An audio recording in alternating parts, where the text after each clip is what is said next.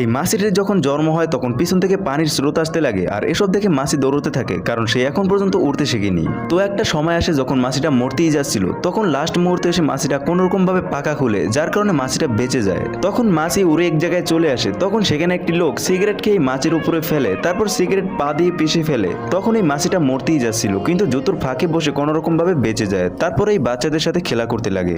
এই বাচ্চারা বুলবুলি ফুলাচ্ছিল, তখন মাছি এক বাচ্চার মুখে ঢুকে যায়। তখন বেচারা মাছি মুখ থেকে বুলবুলি হয়ে বের হয়। তখন মাছি এটার ভিতরে আটকা পড়েছিল, তখন অন্য একটা বাচ্চা এটাকে তো ফুটিয়ে ফেলে, যার কারণে মাছিটা বেঁচে যায়। কিন্তু এই মাছির সাথে এখন ভয়ানক যা ঘটতে চলেছে, তার আগে এই টাকার চেয়ে নিজের মাকে বেশি দামি মনে করলে ভিডিওতে লাইক করে কমেন্টে মা লিখবে আর চ্যানেলটি সাবস্ক্রাইব করে দিবে। তখন মাছি একটি বলের উপরে গিয়ে আটকিয়ে যায়, তারপরে ছেলেটা বলটা উঠিয়ে সামনে ছুঁড়ে মারে। যখন ব্যাটিং করে তখন এই মাছিটা